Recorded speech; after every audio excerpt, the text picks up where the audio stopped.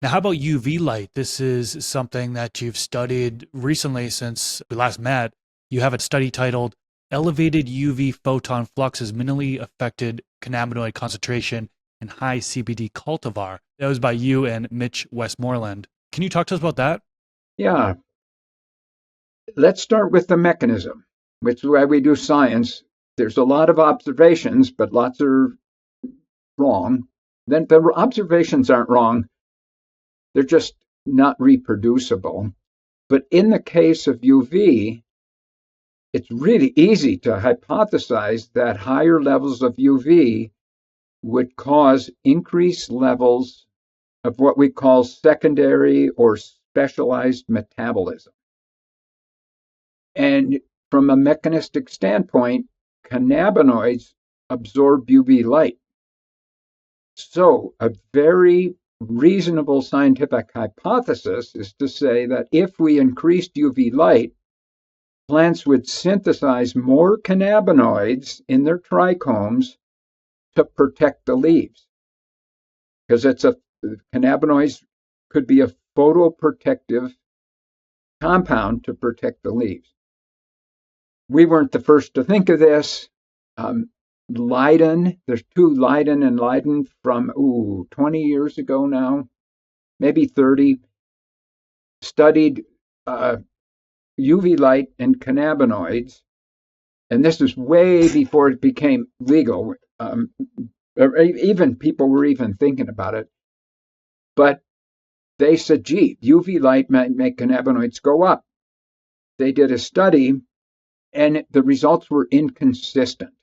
Sometimes it made them go up, but they were using really low cannabinoid cultivars. They were only looking at leaves. And in their abstract to their paper, the last sentence says, so the results of UV light on cannabinoids are equivocal. So they threw in a big fancy science word, and you look up the word equivocal, and it just means uncertain and inconsistent. But people cite that paper all the time and say Leiden et al. Proved that UV light makes cannabinoids go up. And that's not what their original paper said. You got to do a careful reading of it. But said it might help. So we get on it. And not just our lab, but my colleagues at the University of Guelph, David Llewellyn and Yobin Zhang, and start studying UV light. And they didn't find an effect of UV and cannabinoids.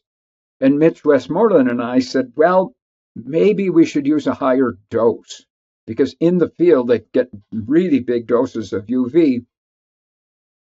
And to get those high doses, we had to use UV fluorescent lights.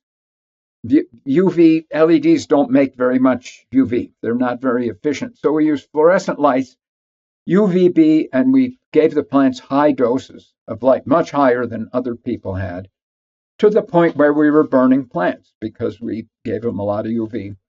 And we still did not see any increase in cannabinoids. And we did a lot of calculations in that paper with doses of UV and wavelengths of UV.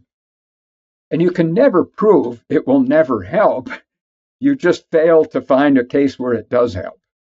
And our paper, coupled with other people's papers now, pretty strongly suggests that if this increases cannabinoids, it's probably not a very big effect.